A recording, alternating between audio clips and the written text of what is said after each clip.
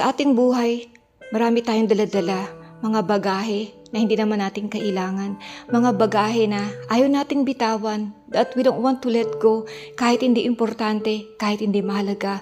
Sa ating buhay, we need to let go of the things that we don't need. We need to declutter, alisin natin, itapon natin, ipamigay natin, ibasura natin, yung mga bagay sa ating buhay na nagiging pabigat.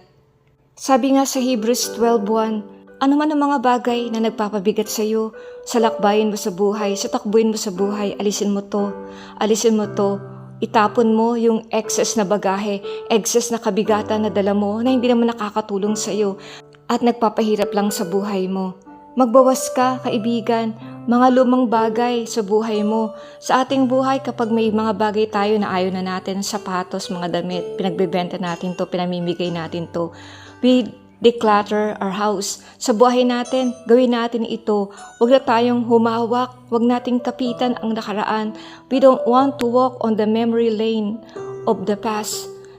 What are the things that you are holding on? Ano ba yung mga bagay na hawak mo ngayon, kaibigan, na ayaw mong bitawan, na gusto mo lagi mong nakikita, gusto mo na lagi mong naaalala? Bitterness ba yun? Past hurts? Past relationship? Don't live in the past. Live in your presence and look ahead on your future.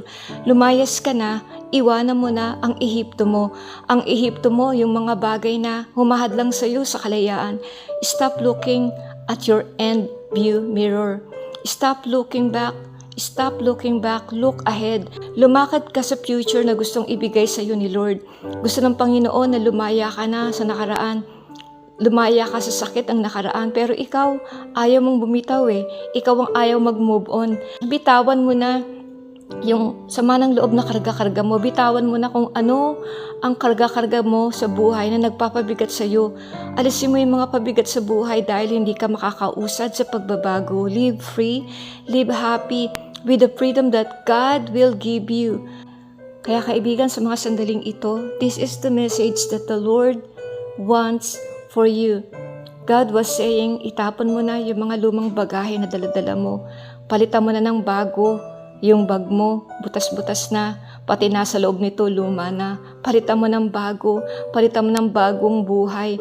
Paano ka bibigyan ng bagong buhay ng Diyos? Paano kanya pagpapalain kung hindi ka willing na bitawan ang luma mong buhay? Kung ayaw mo magpatawad, toss them out.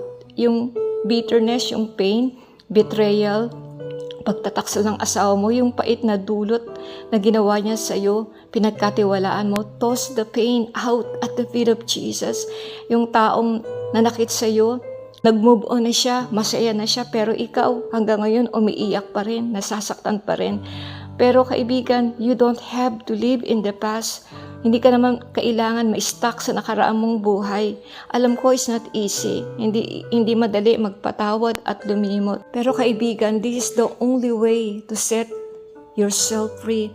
Ito lang ang tanging paraan para matulungan mo ang sarili mo na mamuhay na may kalayaan, na mamuhay ng masaya.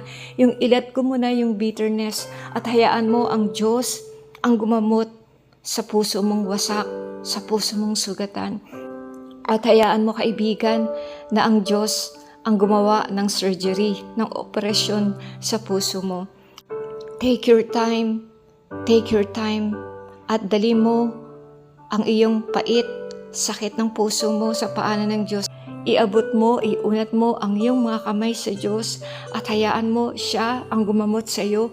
At makikita mo kaibigan, hindi mo malalaman na malaya ka na pala, na masaya ka na pala. At ang sabi ng Panginoon sa kanyang salita, let go, itapon mo, itabi mo, isantabi mo, wag mo nang pulutin at wag mo nang dalhin pa. Para sa ganun, magkaroon ka ng malayang buhay na masagana, mapayapa. Panginoon, tinataas ko po sa iyo itong mga taong nakikinig sa akin. Panginoon, I know it is so hard. It is so hard to forget, Panginoon, yung mga bagay na ginawa sa amin, hindi madaling makalimutan. Hindi madaling makalimutan. Yes, Lord, pwede kami magpatawad, pero ang hirap makalimot.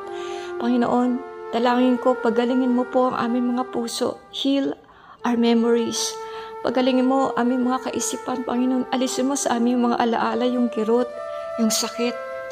dulot ng pagtataksil ng aming mga asawa, dulot ng pananakit ng kalooban ng mga taong malalapit sa amin, ng mga mahal namin sa buhay. Father God, help us to let go. Help us to let go of the pain.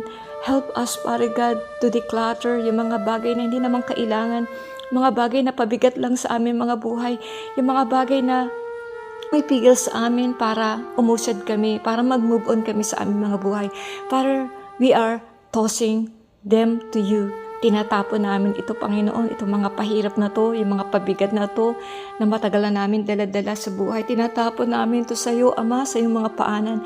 Ayaw na naming pulutin ito. Ayaw na naming dalhin ito, Panginoon.